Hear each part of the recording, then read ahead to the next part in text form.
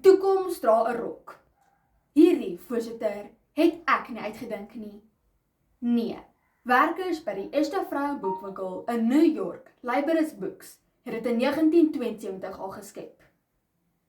Dames en here, tot net 5 dekades gelede was die wêreld geheel en al oorheers deur ooms met donker pakke en dik sigare. Die boekwinkel tannies het dit geweet. Vroue moes iewers heen draai om mentors te kry. Boeke was 'n oplossing. Maar vandag het ons iets kragtiger. Smaakmakers. Sosiale media smaakmakers is vir meisies die mentors wat ander mense net droom om te wees. Hulle verbeter ons selfbeeld, hulle raad is vars en net vir ons tyd, en hulle leer ons 'n onafhanklike lewe is moontlik. Eerstens is smaakmakers soos 'n aanlyn 24 uur beskikbare goeie vee. Wees eerlik. Hoërskool is 'n oerwoud van populêre poppies en die ete van slaaiblare en water. Maar dis iets van die verlede. Sosiale media beïnvloeders, of smaakmakers soos ek hulle noem, het iets oor die onrealistiese verwagtes te sê. Ashley Ward en die Suid-Afrikaanse sensasie Sayen Beye pronk soos liggaamsbewuste krygers op sosiale media en verkondig: Hou van jou kurwe, sis. Jy is anders. Jy is spesiaal. Hulle mentor ons, sodat die skille van ons oë afval en ons met selfvertroue die lewe kan vasvat. In die lewe jok die syfers nie. En in die geval is dit 100% so. Op die webwerf van Nasionale Biblioteek van Medisyne op 3 Augustus 2025 is 'n artikel deur die mediese navorser Sharon Haywood gepubliseer.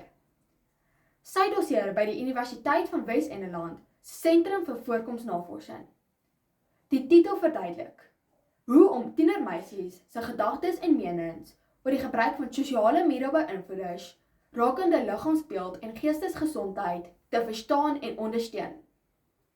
375 meisies tussen 13 en 18 het deelgevorm van die studie. Meer as 60% sê sosiale media beïnvloeders het 'n positiewe invloed op hoe hulle na hulle self kyk. Dit onderstreep die Pew Navorsingsentrum se 2022 verslag dat 70% van meisies luister eerder na wat smaakmakers sê oor hul lywe as hul ouers en onderwysers. Onderwysers deel detensiestrokies uit.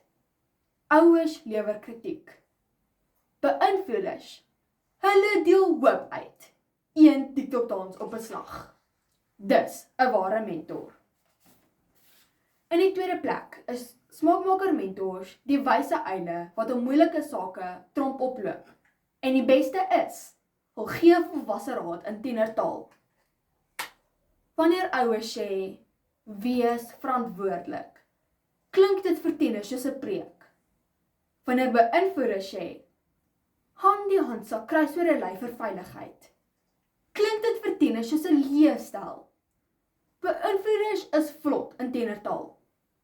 Vervelige volwasse lesse word verander in memes, uitdagings en kwinkslae.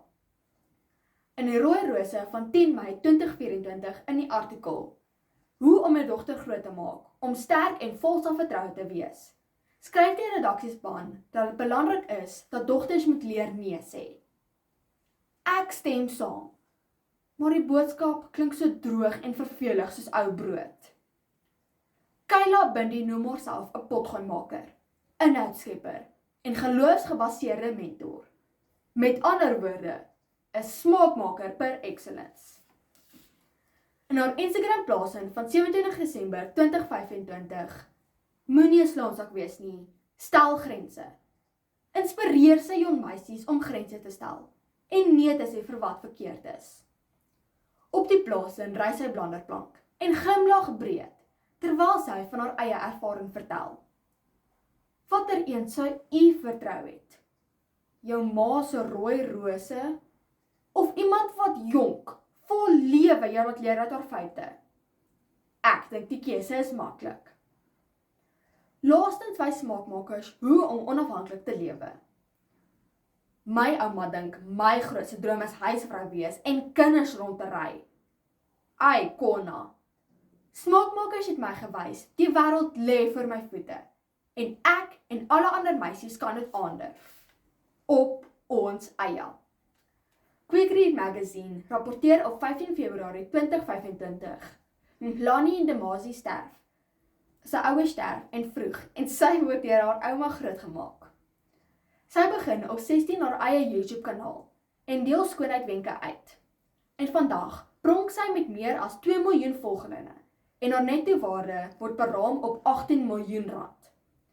Net nog 'n bewys dat die smaakmaker-industrie miljarde werd is en voorbeelde is van vroulike beïnvloeders wat handelsmerke, besighede en platforms bou. Eie tyd, eie teiken. Vir hoërskoolmeisies is dit wow.